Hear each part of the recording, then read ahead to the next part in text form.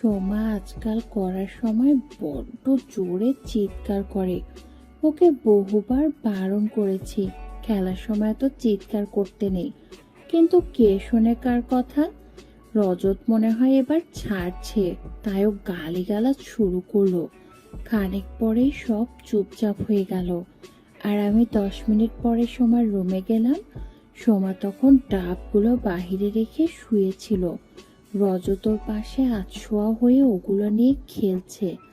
আমাকে রুমে ঢুকতে দেখে রজত লজ্জা পেয়ে ধর্মর করে উঠে বসতে গেল। আমি তখন একটু সেনালি করে বললাম, থাক থাক, আর লজ্জা পেতে হবে না। এতক্ষণ তো আমার মেয়ের সাথে মজা করলে, সাথে আমাকেও লাগার ইচ্ছে প্রকাশ করছিলে। আমার এই কথা শুনে রজত বলল, ও সরি আন্টি, সোমা ঠিক মতো কোঅপারেট করছিল না বলে তোমার নামে মুখ থেকে গালি বেরিয়ে গেল। আমি তখন সোমাকে জিজ্ঞেস করলাম, কেন রে সোমা, তোকে কতবার বলেছি লাগার সময় ছেলেদের প্রায়োরিটি দিতে হয়? আমাকে করার সময় দেখিস না তোর বাবার কত মার খেতে হয় আর কত আবদার আমাকে মেটাতে হয়।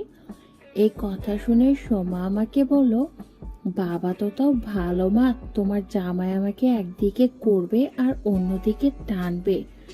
তখন আমি ওকে বললাম, পাগলি মেয়ে, ডাব না খেয়ে ওরা অত জোর পাবে কি করে?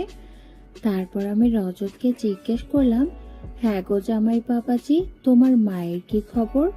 সোমা বলছিল তোমার মা আউটডোর শুটিং করতে বাইরে গেছে। ও বলল, হ্যাঁ শুটিং শেষ হয়ে গেছে, মা আর অলোকদা পরশু আসবে, ইউনিটের বাকি সবাই কাল সকালে ফিরবে। মা একদিন তোমার কাছে আসবে এই ফিল্মটা শেষ হলে। যাবার আগে উনি আমাকে বলেছিলেন একদিন তো শাশুড়ির সাথে দেখা করতে যাব।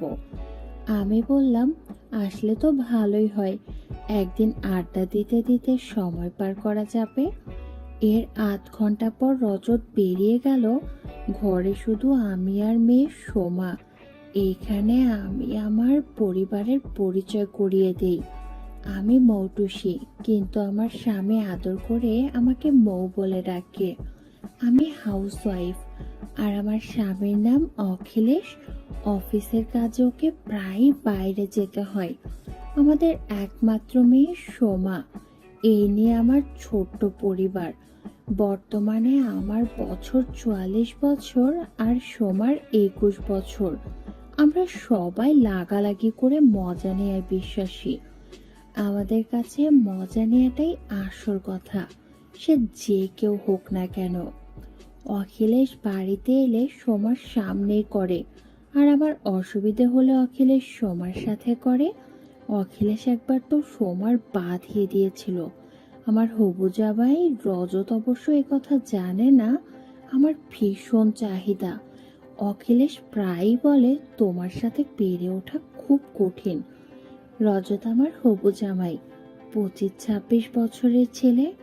রজতের মা গীতা স্বামী মারা যাওয়ার পর নিজের প্রোডাকশনের ছেলে 32 বছরের অলোককে লাগার জন্য ধরে রেখেছে।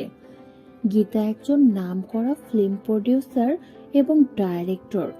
গীতার অনেক ছবি বিদেশ উচ্চ প্রশংসিত হয়েছে।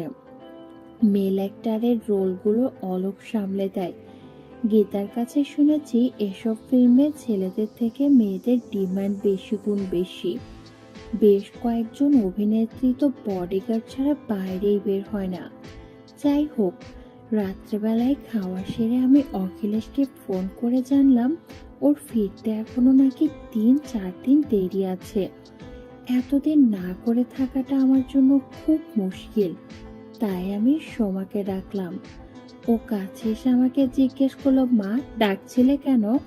আমি বললাম, আর বলিস কেন, তোর বাবার আসতে এখনো 3-4 দিন দেরি আছে। সোমা বলল, বুঝতে পেরেছি, এখন তোমার লাগাতে হবে। ঠিক আছে, আমি রজতকে বলে দেব। এই কথা বলেও চলে গেল। আমাদের কথার মাঝে রজতের মা গীতার ফোন এলো। আমি তখন ফোনটা রিসিভ করে বললাম, হ্যালো। গীতা বলল, মৌটুসী কেমন আছো, পরশু তুমি ফ্রি থাকবে? আমি বললাম, হ্যাঁ আমি তো বাড়িতেই থাকবো। ও বলল, ওকে, পরশু আমি আর রজত রীতা দেবীকে নিয়ে তোমার বাড়ি যাব। নামটা শুনে আমি গীতা দেবীকে জিজ্ঞেস করলাম, রীতা দেবীকে? তখন ও আমাকে বলল সেটা গিয়ে বলবো। শুধু একটা জিনিস বলে দেই, আমার যাবার ঘন্টাখানেক আগে রীতা দেবীর 8-10 জন বডিগার্ড তোমার বাড়ি ঘিরে রাখবে, একটু কনসিডার করো। আমি বললাম ওকে, নো প্রবলেম। গীতা খুশি হয়ে বলল বাই। গীতা ফোন কাটার পর আমি সোমাকে জিজ্ঞেস করলাম, রীতা দেবী কে রে? সোমা বলল, আমি যার কথা ভাবছি তিনি যদি হন তাহলে তো রীতিমতো সেলিব্রিটি। 2 গাড়ি ভর্তি 10-12 জন সিকিউরিটি এজেন্সির লোক আমার বাড়ির সামনে চলে এলো। একটু পরে রজত আর গীতা ঢুকলো বাড়িতে। সোমা রজতকে নিয়ে দোতলায় নিজের রুমে যাচ্ছিল। তখন গীতা সোমাকে চোখ মেরে বলল, তোমরা নিজেরাই লাগাতে শুরু করো না যেন, রীতা দেবী অন দ্য ওয়ে। সোমা ছিনালি করে বলল, না না আন্টি, শুধু হাতের কাজ করব। ওর মুখ থেকে অমন কথা শুনে আমি আর গীতা হেসে ফেললাম। এরপর আমি গীতাকে জিজ্ঞেস করলাম, হ্যাঁ গো, রীতা দেবীটা আবার কে? আর আমার বাড়িতেই বা এসে কি করবে? গীতা বলল, তুমি কি গো, রীতা দেবীর নাম শোনোনি? রীতা দেবীর নামজাদা অভিনেত্রী। ও নিজের ছেলের সাথে করেছে, তারপরে শুনেছি জামাইয়ের সাথে করেও একটা নিয়েছে। এখন অবশ্য ছেলে জামাই ছাড়াও অন্যদের সাথে করে। আমার বড় বড় ডিল ফাইনাল করতে রীতা দেবীর ডাক পড়ে, তাই তাকে প্রায় বিদেশ যেতে হয়। দুটো বিরাট বাড়ি কিনে 250-300 নারী খাটায়। আমাদের কথার মাঝে এসএনসির একটা মেয়ে এসে বলল, ম্যাডাম এসে গেছেন। তখন গীতা দৌড়ে গেল রীতা দেবীকে রিসিভ করে নিয়ে আসতে। রীতা দেবী ঘরে ঢুকলো। অসাধারণ রূপ, চোখ ফেরানো তার, পাকা গমের মতো গায়ের রং, শরীরে একটা আলাদা চটক আছে। বিদেশি পারফিউমের সৌরভে ভরে উঠল গোটা বাড়ি।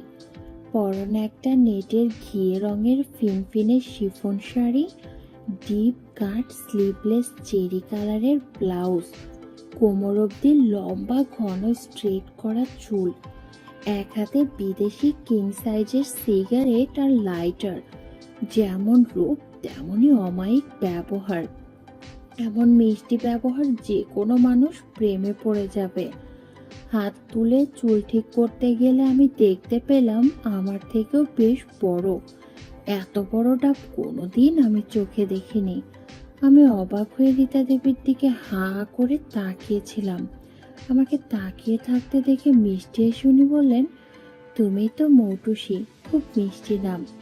তারপর গীতাকে উদ্দেশ্য করে বললেন, আমি যা দেখার দেখে নিয়েছি। আমার আজ অনেকগুলো অ্যাপয়েন্টমেন্ট আছে, তুমি সব ফাইনাল করে নিও। যদি আমাকে দরকার পড়ে তুমি আমার সেক্রেটারির সাথে কথা বলে অ্যাপয়েন্টমেন্ট নিয়ে ফোন করো।